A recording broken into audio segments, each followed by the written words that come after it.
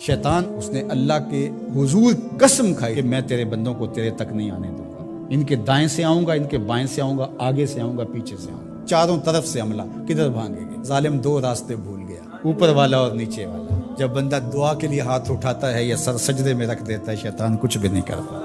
اس نے خود اللہ کے سامنے قسم کی ہے، مجھے تیری عزت کی قسم، ان بندوں کو تیرے تک نہیں آنے دوں گا، چاروں طرفیں گھیر لوں گا۔ تو اس کے بڑے مکر و فریب اور بڑے طریقے۔ مطاف کے اندر کنکروں پر پیشانی رکھ کے ایک بندہ زاروں کے طرح رو رہا ہے اور کیا کہتا ہے، اے اللہ مجھے معاف کر دے، ورنہ قیامت کے دن مجھے نابینا اٹھانا، تیرا کیا تیرے بندوں کا سامنا بھی نہیں کر پاؤں گا۔ اتنے درد سے روتا ہے کہ چلنے والوں کے قدم رکتے ہیں۔ سر پہ کپڑا ڈالا ہے، زاروں کے طرح سسکیاں لے لے کے، ہچکیاں لے لے کے روتا ہے۔ کوئی اس کے پاس کھڑا ہو گیا، اس کی کمر پہ ہاتھ پھیر کے کہتا ہے، حوصلہ رکھ، اللہ بڑا کریم ہے، اللہ معاف کر دے گا۔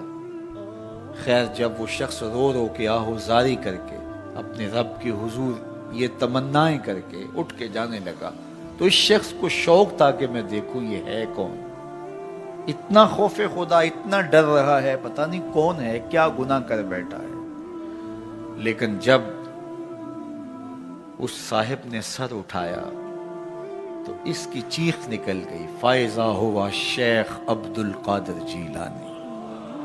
تو یہ زاروں کے تار رونے والا شیخ عبد القادر جیلانی تھا۔ ساری زندگی خدمت خلق میں بسر ہوئی، اللہ کے حکام بجا لاتے ہوئے، لیکن خوف خدا، خشیت الہی کا عالم ہے۔ حضرت جنید بغدادی کے پیر ہیں حضرت سری سکتی رضی اللہ تعالیٰ عنہ، رشتے میں ماموں بھی لگتے ہیں۔ تو حضرت جنید بغدادی کو حضرت سری سکتی رضی اللہ تعالیٰ عنہ نے ایک دن وصیت کی۔ حضرت جنید کہتے ہیں میرے پاؤں تلے سے زمین سرکنے لگی، فرمانے لگے بیٹا جب میں مر جاؤں تو میری قبر بغداد سے باہر بنانا۔ میں نے پوچھا حضرت کیوں؟ لوگ تو بغداد میں دفن ہونے کو ترستے ہیں۔ کہا میری بدعمالیوں کی وجہ سے بغداد کی مٹی میری لاش قبول کرنے سے انکار نہ کر دے۔ الذین یبیتون لربہم سجدا وقیاما، یہ وہ لوگ ہیں جو اپنی راتیں سجدے میں اور قیام میں بسر کرتے ہیں۔ ہم تو 4 نمازیں تسلسل سے پڑھ لیں تو بے نمازیوں کو حقیر سمجھنے لگ جائیں، لیکن یہ کیا ہے، زندگی ذکر و فکر میں گزرتی ہے، سجدہ و قیام میں راتیں بسر ہوتی ہیں، لیکن عرض کیا کرتے ہیں، مالک ہم سے جہنم کا عذاب پھیر دے۔ آؤ میں اور آپ اپنے گریبان میں جھانکیں، اپنے من میں اتریں، اللہ نے ہمیں کتنی نعمتیں عطا کی ہیں، کیا کچھ نہیں عطا کیا۔ ہماری راتیں کیا قیام اور سجدوں میں بسر ہوتی ہیں۔ ہماری 5 نمازیں بھی پوری ہیں، اگر ہماری 5 نمازیں بھی پوری نہیں اور سجدہ و قیام بھی ہمیں نصیب نہیں ہے تو پھر افسوس ہے ہمارے جینے پر۔ جب کسی سے پیار پیدا ہوتا ہے تو پھر یہ آرزو مچلتی ہے کہ میں اس کے ہونٹوں سے سنوں کہ میں تم سے پیار کرتا ہوں۔ تو بندہ ہو کے پیار رب سے کرتا ہے تو پھر دل میں آرزو تو مچلتی ہے کہ کانوں میں کوئی نغمے رس گولیں اور کوئی مجھے کہے کہ تم پیار کرتے ہو تو وہ بھی تم سے پیار کرتا ہے، تو زندگی کی ساری تھکن اتر جائے۔ تو کہا کہ یہ سننا چاہتے ہو نا، یہ آرزو ہے نا تمہاری، تمہارے رت جگے، تمہاری راتوں کی تنہائیوں میں سجدے، تمہارا دن رات رکوع قیام، اور تمہارا اس کے حضور پیچ و تاب اور اضطراب، اور زندگی کا یہ سارا تمہارا لف و نشر اس کی ذات کی رضا کے لیے ہے نا۔ تم چاہتے ہو کہ ہمارا رب ہم سے راضی ہو جائے، کبھی کعبے کے چکر کاٹ رہے ہو، کبھی پتھروں کو چوم رہے ہو، حجر اسود کو چوم رہے ہو، کبھی ملتزم پہ لپٹ لپٹ کے آہوزاریاں کرتے ہو، کبھی مطاف میں پیشانی رگڑتے ہو اور کبھی حتیم میں روتے ہو۔ تم اسی تڑپ میں ہو نا، یہی بتانا چاہتے ہو نا کہ ہم تجھ سے پیار کرتے ہیں، یہی بتانا چاہتے ہو نا کہ ہم تجھ سے محبت کرتے ہیں۔ کبھی سحری کے وقت مصلی بچھاتے ہو، تمہارے آنسو مصلی میں جذب ہوتے ہیں اور مصلی بھیگ جاتا تمہارے آنسوؤں سے، کوئی دیکھ نہیں رہا ہوتا، لیکن تمہارے دل سے یہ ہوک اٹھتی ہے جس کے لیے یہ آنسو جذب ہو رہے ہیں وہ تو دیکھ رہے نا۔ تمہیں یقین ہوتا ہے لیکن محبت میں عجب تکرار کی خو ہے، کہو نا کہ مجھے تم سے محبت ہے۔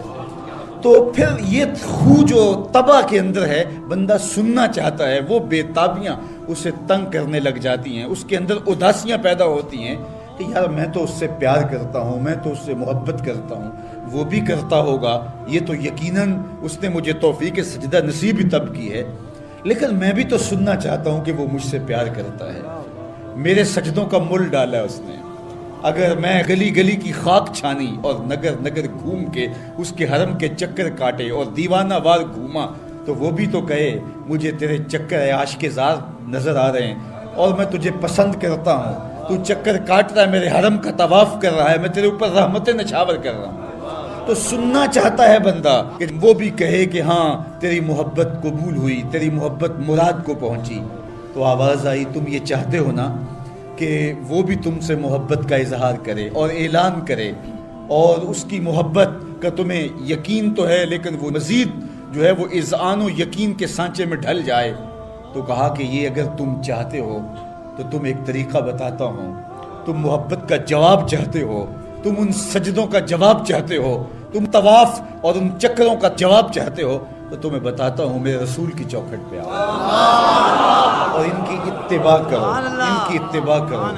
تم نکلے تو محبت کرنے تھے، تم عاشق زار بنے تھے، لیکن یحببکم اللہ، وہ خدا ہو کہ تم سے محبت کرے گا۔ اچھا، یہاں میں ایک اور جملہ کہنا چاہوں گا، اور وہ یہ کہ یہاں ذکر کیا گیا حضور کی اتباع کا، تو اتباع سے قبل بھی محبت، اتباع کے بعد بھی محبت۔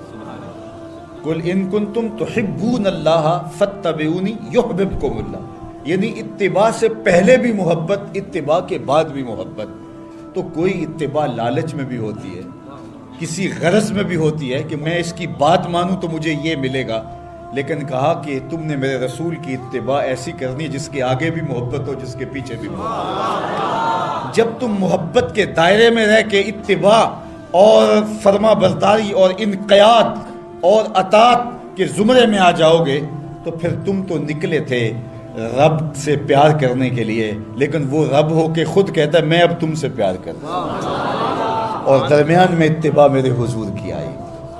یہ مائک جس کمپنی نے بنایا ہے، جب ہم مارکیٹ سے خرید کے لائے تھے تو اس کے ساتھ ایک چھوٹی سی بک بھی آئی تھی جس میں یہ بتایا گیا تھا کہ اس کو ہم نے استعمال کیسے کرنا ہے، خرابی کی صورت میں اس کی اصلاح کیسے ہوگی، اور اگر اس کے مطابق ہم اس کو استعمال کریں، جس طرح کی بیٹری اس کے اندر آنی چاہیے تو وہ ڈالیں گے تو دیر تک اس کے فوائد اور ثمرات حاصل کرتے رہیں گے۔ لیکن اگر ہم اس کتاب کو جو اس کے ساتھ ہمیں ملی تھی، جس کمپنی نے اسے بنایا ہے، تو اس کا طریقہ استعمال ساتھ بتایا ہے، اس کتاب کو پھاڑ کے پھینک دیں گے یا اس کو لپیٹ کے کہیں اونچی جگہ پہ رکھ دیں گے اور اس کو اپنی مرضی سے چلانا چاہیں گے تو پھر اپنی مرضی سے ہم اس سے فائدہ حاصل نہیں کر پائیں گے۔ تھوڑا وقت فائدہ حاصل ہوگا لیکن نتیجہ کچھ بھی نہیں ہوگا۔ تو جو کمپنی کوئی چیز تیار کرتی ہے تو اس کا طریقہ استعمال بھی ساتھ چھوٹی سی بک کی صورت کے اندر آپ کو دیتی ہے۔ تو جس مالک نے حضرت انسان کو بنایا ہے اس نے ساتھ کتاب اللہ کو بھی بھیجا ہے، تو اس کو پڑھتے جاؤ اور اپنی زندگی کو سنوارتے جاؤ، اس کے مطابق زندگی گزاریں گے تو زندگی سوکھی ہوگی، اور اگر زندگی اپنی خواہش پہ گزاریں گے اور غلاف میں لپیٹ کے قرآن مجید کو اوپر رکھ دیں گے اور وہاں سے دیکھ کر کے اس کو آپریٹ نہیں کریں گے اس جسم کو، تو پھر نتیجہ وہی ہوگا جو عمومی طور پہ متوقع ہے۔ تو اس لیے التمسک بکتاب اللہ، اللہ کے بتائے ہوئے طریقہ حیات کے مطابق زندگی گزارنا ہو تو قرآن مجید کے بغیر ایک قدم بھی نہیں چلا جا سکتا۔ گر تو می خواہی مسلمان زیستن، نیست ممکن جز با قرآن زیستن، اگر تو مسلمان بن کے جینا چاہتا ہے تو قرآن مجید کے بغیر ایک قدم بھی نہیں چل سکتا۔ تو اس کتاب کے ساتھ تمسک اختیار کرنے کی تلقین کی۔ اللہ کے محبوب نے ارشاد فرمایا کہ میں تمہارے اندر دو بھاری چیزیں چھوڑ کے جا رہا ہوں، ان کو مضبوطی سے تھام لو گے تو کبھی گمراہ نہیں ہوگے۔ اولہما کتاب اللہ، ان میں سے پہلی چیز اللہ کی کتاب ہے، فیہ الہدی والنور فخذوا بکتاب اللہ واستمسکوا بہ، اس میں ہدایت ہے، روشنی ہے، اس کو مضبوطی سے پکڑ لو، اچھی طرح سے تھام لو، تم گمراہ نہیں ہوگے۔ یار جو شخص نابینا ہے اسے کیا پتا کہ یہ پھولوں کی بہاریں کیا ہوتی، جو پیدائشی نابینا ہے اسے کیا پتا ہے کہ آسمان پر بزم کواکب کے رنگ کیا ہیں، اسے تتلی کے پروں میں قدرت کی صنائی کا کیا اندازہ ہو سکتا ہے، اسے مور کے پروں میں رنگوں کی مینا کاری کا کیا اندازہ ہو سکتا ہے، اسے پھوٹتے جھرنوں، بہتی ندیوں اور کوسے قضا کی رنگینی اور دھنک کی شوخیوں کا لطف کیسے نصیب ہو سکتا ہے، اس کو کیا پتا حسن کیا ہوتا ہے، اس کو کیا پتا جمال کیا ہوتا ہے۔ اسی طرح جس کے دل کی آنکھ اندھی ہے اسے کیا پتا ہے کہ جمال خدا کیا ہوتا ہے، اسے کیا پتا ہے کہ سجدے کی لذت کیا ہوتی ہے، اسے کیا پتا ہے رکوع اور قیام کا مزہ کیا ہوتا ہے، اسے کیا پتا ہے کہ روزے کا سرور کیا ہوتا ہے۔ تو اگر ہم اپنے دل کے میل اتاریں گے تو دل کی آنکھیں کھلیں گی، تو پھر زندگی کا لطف آنا شروع ہوگا، پھر پتہ چلے گا اسلام کیا ہے، پھر پتہ چلے گا دین کیا ہے۔ اللہ اکبر۔ اسی لیے قرآن نے کہا من کان فی ہذہ اعمی فہو فی الآخرۃ اعمی واضل سبیلا، جو دنیا میں اندھا رہا کل قیامت کے دن بھی نابینا اٹھایا جائے۔ اس سے ان آنکھوں کی بے نوری مراد نہیں ہے، دل کی بے نوری مراد ہے۔ اقبال نے کہا تھا دل بینا بھی کر طلب خدا سے، کہ آنکھ کا نور دل کا نور نہیں، آنکھ کا نور اور ہے، دل کا نور اور ہے۔ تو جس طرح آنکھ بے نور ہو جائے، آنکھ پر دھند، جالا، ککرے اور سفید اور کالا موتیا اتر آئے، تو ہم سب کچھ بیچ کر کے بھی آنکھوں کا نور خریدنے کی کوشش کرتے ہیں۔ تو یار کبھی اجڑے ہوئے دل کا بھی تو علاج کرواؤ۔ علاج تمہارے گھر میں پڑا ہے، راتوں کی تنہائیوں میں اٹھ کے قرآن پڑھو اور ساتھ رویا کرو، دیکھنا دل کے میل اترنا شروع ہو جائیں گے، اور دل کے پردے سے وہ غلاستیں جب اتریں گی تو پھر پتہ چلے گا کہ دل جمال یار کیسے دیکھتا ہے، دل کی دنیا کیا ہے۔ وچئی بھیڑے وچئی جھیڑے وچئی ونج مہانے ہو، 14 طبق دلے دے اندر تمبو وانگو تانے ہو، پھر پتہ چلے گا یہ دل دنیا کیا ہے۔ پھر اس کی تڑپ، اس کی بے چینی، اس کا اضطراب زندگی کا حاصل بن جائے گا۔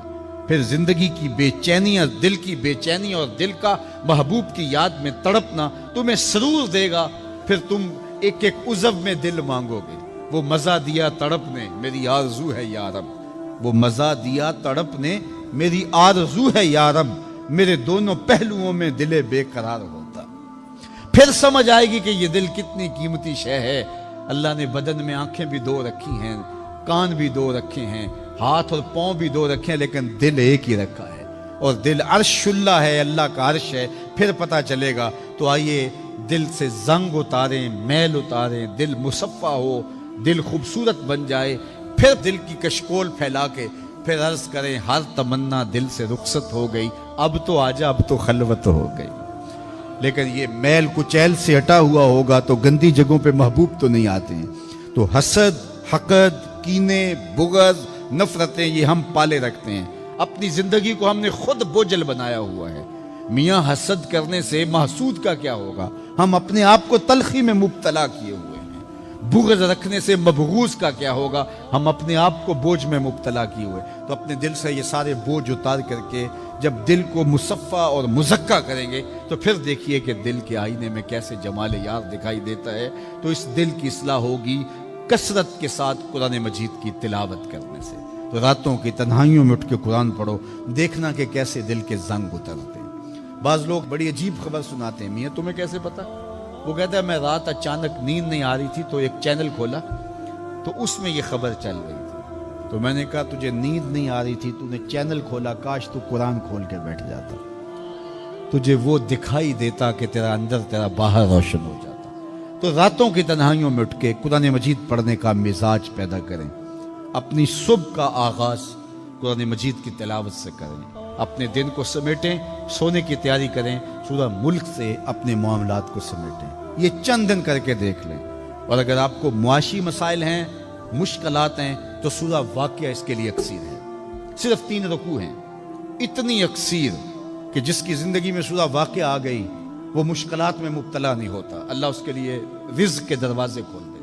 مدینے کی گلی سے میرے حضور کا گزر ہوا، ایک ایسا مکان بن رہا تھا جس طرز کے مکان کو حضور پسند نہیں کرتے۔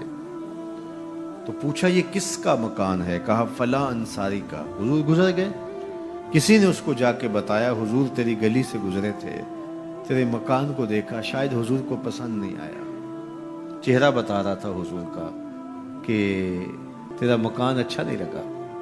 انہوں نے کدال لیا اور مکان زمین کے برابر کر دیا۔ چند دن کے بعد حضور کا پھر گزر ہوا تو دیکھا کہ مٹی کا ڈھیر پڑا ہوا ہے، ملبہ پڑا ہوا ہے۔ کہا اس شخص کو بلاؤ، بلایا گیا، کہا میں گزرا تھا، تیرا مکان بن رہا تھا، اب مٹی کا ڈھیر پڑا ہے۔ حضور میں نے گرا دیا۔ فرمایا کیوں؟ عرض کی سنا تھا آپ کو پسند نہیں، سنا تھا آپ کو پسند نہیں۔ میں اور آپ اپنے اندر اترے اور دیکھیں ہمارا کیا کیا حضور کو پسند۔ محمد دی زیارت محمد دے رنگ وچ اے ٹھگ بازیاں جانے پیارا محمد صلی اللہ علیہ وسلم۔ جب ان کے ہوئے تو پھر اپنی خواہش رہی کہاں؟ اپنی رضا کو محبوب کی رضا میں فنا کر دینے کا نام ہی تو محبت ہے۔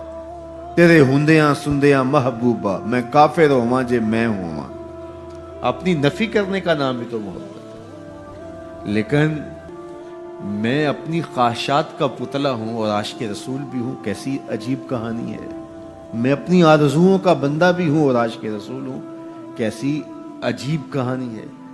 جب ان کے ہو گئے پھر اپنا کچھ نہ رہا۔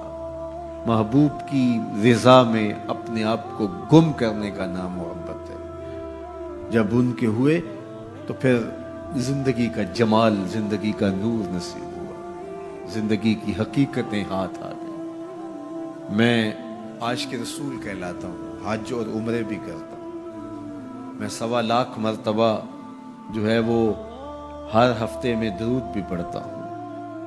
میں محفل میلاد کرواتا ہوں، پوری دنیا کے نعت خواں جمع کرتا ہوں، لیکن حضور کی سنت چہرے پہ سجانے کی توفیق نہیں ہے۔ مجھے حضور علیہ الصلوۃ والسلام کے بتائے ہوئے طریقے کو اختیار کرنے کی ضرورت نہیں ہے۔ صاحب سوچیں کہیں آپ اپنے آپ سے دھوکہ تو نہیں کر رہے؟ ان سے تو نہیں کیا جا سکتا، ان سے دھوکہ کون کرے؟ وہ تو جانتے ہیں کون کہاں کھڑا ہے۔ میرے حضور بولے یاری لا تو پاک نبی سنگ، اے پر پوری یاری، یاری لا تو پاک نبی سنگ، اے پر پوری یاری، پھر درود قبول ہے تیرا لکھ نہ لو ایک بار۔ پھر نہ لاکھ مرتبہ پڑھنا، ایک بار ہی پڑھ لینا وہ بھی قبول ہے۔ اشہد بلال عند اللہ اشہد، پھر بلال کا اشہد بھی قبول ہے۔ وہ چہرہ اور چہرے کا دل نہیں دیکھتے، بندے کا دل دیکھتے ہیں۔ تو جب تم اپنے باطن کو حضور کے نام پہ لگاؤ گے تو پھر ایک ایک عمل ان کی سنت کی اتباع میں۔ یہ صوفی کی علامات ہیں۔ رنگ برنگے کپڑے پہن لینے سے صوفی نہیں بنتا، مختلف رنگوں کے پٹکے باندھ لینے سے صوفی نہیں بنتا، صاحب بھنگ گھوٹ کر پینے سے صوفی نہیں بنتا، ڈھول کی تھاپک پر ناچنے اور رقص کرنے سے صوفی نہیں بنتا، مختلف تصوف کی اصطلاحات کو یاد کر لینے سے صوفی نہیں بنتا، محمد عربی کی غلامی سے صوفی بنتا ہے، حضور کی چوکھٹ کی فقیری سے صوفی بنتا ہے۔ طائف کے بازاروں میں لوگوں نے پتھر تک مارے، نالین خون سے زخمی ہو گئے، اور ادھر سے حکم بھی آتا ہے محبوب بولو تو صحیح۔ ان پہاڑوں کو ایسے جو ہے وہ جوڑیں گے کہ یہ درمیان میں پس کے رہ جائیں گے، عذاب کے فرشتے حاضر ہو کے پیشکش کرتے ہیں، لیکن میرے حضور فرماتے ہیں نہیں، میں رحمت بن کے آیا ہوں۔ وہی رحمت للعالمین نبی فتح مکہ کے دن حکم دیتے ہیں کہ ابن خطل کو قتل کر دو، اس کی لونڈیوں کو قتل کر دو۔ یہ حضور کا گستاخ تھا، ہجب کیا کرتی تھی اس کی لونڈیاں، گا گا کے حضور کی اہانت کیا کرتی تھی۔ اس نے سوچا بچنے کی کوئی صورت نہیں ہے تو کعبۃ اللہ کے پردے کے اندر چھپ گیا۔ پوچھا گیا یہ تو کعبہ کے پردے کے اندر چھپ گیا ہے، یہاں پناہ لے لی ہے؟ کہا یہیں سے نکال کے قتل کر دو. یہ میرے نبی کا اختیار ہے. حضور چاہیں تو معاف کر دیں, حضور چاہیں تو حکم صادر کریں کہ ان پر حد جاری کر دی جائے, ان کو سزا دی جائے. اس لیے ہمارے اوپر لازم ہے کہ جس کا جرم ثابت ہو جائے اس کو قرار واقعی سزا دی جائے. ایک تو بات یہ ہوئی کہ جو عمومی طور پہ مختلف جگہوں پہ بیٹھ کے یہ چیختے ہیں کہ حضور نے تو معاف کر دیا, تو آپ معاف کیوں نہیں کرتے؟ آپ اتنے سخت کیوں ہو گئے ہیں؟ آپ حضور کے ماننے والے نہیں ہیں؟ تو میں نے کہا صاحب یہ سنت اختیار کیجئے, اپنے دشمنوں کو معاف کر دیجئے, باقی کسی کے دشمنوں کو معاف کرنے کا آپ حق تو نہیں رکھتے. میں اس معاشرے کا ایک معزز شہری ہوں, توہین عدالت کر دی کسی نے تو مجھے اختیار دو نا کہ میں معاف کر دوں. کیا تم مجھے اس بات کا اختیار دیتے ہو کہ آپ کی عدالت کی توہین ہوئی اور میں اس کو معاف کر دوں؟ آپ کہیں گے آپ تو ہمارے شعبہ کے شخص نہیں ہیں. اچھا پاکستان کے سارے وکیل جمع ہو جائیں اور وہ کہیں کہ چلو اس کو ہم معاف کر دیتے ہیں, تو کیا تم تمام وکلاء کو اس بات کا حق دیتے ہو کہ وہ عدالت عظمیٰ کی توہین معاف کر دیں؟ یار جب توہین عدالت کی معافی آپ نے میرے اختیار میں نہیں دی تو رسول اللہ کی اہانت کی معافی کسی نے تمہارے اختیار میں بھی نہیں دی. یہ بات اچھی طرح سن لو, یہ بات اچھی طرح سمجھ لو کہ یہ تمہارا اختیار نہیں ہے, یہ صرف رسول اللہ کا اختیار ہے. حضور کے اختیار میں تم کون ہوتے ہو تصرف کرنے والے؟ وہ معاف کریں ان کی مرضی, وہ نہ کریں ان کی مرضی. تو پہلی بات یہ ہوئی کہ حضور علیہ السلام کا اہانت کرنے والا شخص وہ واجب القتل ہے, اس کی سزا موت ہے. اور یہ قرآن کا آئین ہے, یہ احادیث سے ثابت شدہ نتیجہ ہے. پاکستان کا آئین, پاکستان کا دستور یہ بتاتا ہے, 295 میں بھی ساری بحث کے بعد یہ قانون بنا تھا کہ جو شخص حضور کی اہانت کرے وہ واجب القتل ہے, اس کو سزائے موت دی جائے گی, اس کو پھانسی پہ چڑھایا جائے گا. جب پاکستان کا آئین بنا ہے, پاکستان کا قانون بنا, پھر کیوں بنایا ہے اگر اس قانون کو نافذ نہیں کرنا؟ اب تک پاکستان کے اس قانون کو عملی طور پہ کسی پر بھی نافذ نہیں کیا گیا. جب سے یہ قانون بنا ہے یہ قانون کی حد تک ہے اور غیر مؤثر ہے. اور یہاں سزائے موت ہوئی بھی تو پاکستان کی اعلیٰ عدالت نے اس کا جس اجلت میں فیصلہ کیا وہ آپ کے سامنے ہے. اس فیصلے نے امت مسلمہ کو دکھی بھی کیا ہے, مضطرب بھی کیا ہے, عدالتوں سے لوگوں کا اعتماد بھی اٹھ گیا ہے. اور دوسری بات, ان حالات کے اندر پاکستان کے وزیر اعظم نے جس طرح جلتی پر تیل ڈالا ہے اور جس طرح کی گفتگو کی ہے, کیا ایک وزیر اعظم کو یہ زیبا ہے؟